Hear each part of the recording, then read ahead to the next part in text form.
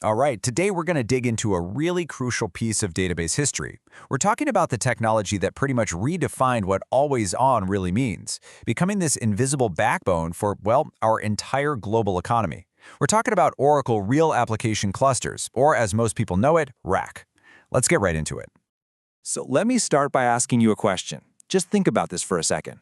What if your most critical systems, the ones that handle your banking, book your flights, run massive global businesses, what if they could simply never fail?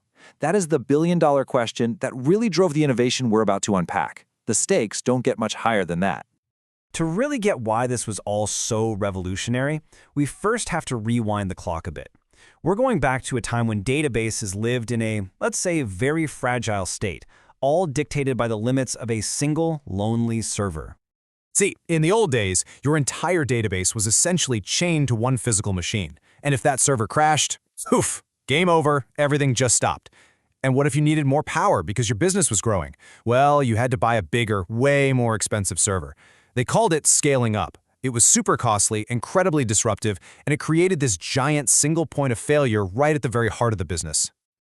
You can see how this single server problem was basically a ticking time bomb for any growing business. It just wasn't sustainable. And that's where Oracle stepped in with a truly game-changing answer that would completely redefine what database resilience even meant. The year was 2001. With the big release of its Oracle 9i database, the company unveiled a technology that would mark a fundamental turning point, a real pivot in how databases were designed from the ground up. And this was it, Oracle Real Application Clusters, RAC. The idea behind it was actually pretty simple, but totally powerful. Instead of having one giant, super expensive machine, you could now have a bunch of separate, independent servers all working together to run a single Oracle database all at the same time. They acted as one unified, incredibly tough system. This new architecture just completely flipped the script on all the old problems. If one server in the cluster, they call it a node, happened to fail, no big deal. The others would just pick up the slack and the database kept on humming. That single point of failure, gone. And if you needed more power, you didn't have to buy a bigger box. You just added another standard off-the-shelf server to the cluster. This was seamless, cost-effective scaling like nobody had ever seen before. But here's the thing. RAC wasn't just some one-hit wonder. Oracle didn't just drop this amazing tech and walk away. Nope. This became the foundation for a whole decade of non-stop improvement and innovation, making the cluster smarter, faster, and a whole lot easier to manage. So after it kicked things off in 9i, Oracle 10G came along and integrated RAC with this idea of grid computing, which basically treated the whole cluster of servers like one giant power utility you could just plug into.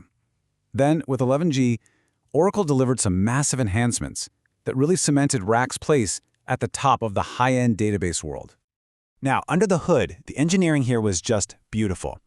Two features in particular really stand out. First, you had something called cache fusion. This was a wild technology that acted like a high-speed shared brain for the cluster, making sure every single server had a perfectly consistent up-to-the-millisecond view of the data. And second, you had automatic workload management, which was kind of like a brilliant traffic cop, constantly balancing all the requests across the cluster to squeeze out every last drop of performance and make sure no single server got bogged down. So all of this mature, powerful technology had a massive impact on the real world. RAC pretty much became the gold standard for high availability, that invisible, essential backbone for industries that simply could not afford to go down, not even for a second. So who's actually using this stuff? Oh, just global banks processing millions of transactions a minute, airlines managing all our flight reservations, governments running critical infrastructure. Basically any major organization you can think of that needs true, 24/7, round-the-clock availability. The amount of trust the world has placed in this technology is just immense. I absolutely love this quote because it just nails it. It perfectly captures the promise and the legacy of what RACwares is all about. It took two of the biggest, scariest problems in computing, downtime and the limits of scalability, and it effectively made them optional. Think about that. So, in the end, this is really a story of transformation. It's about a journey from the fragile, risky world of a single server to the powerful, resilient architecture of the modern cluster. It's a technology that not only defined Oracle's reputation for rock-solid reliability, but fundamentally changed what businesses could expect and frankly, demand from their most important databases. It was the answer to that huge initial question: what if they could never fail?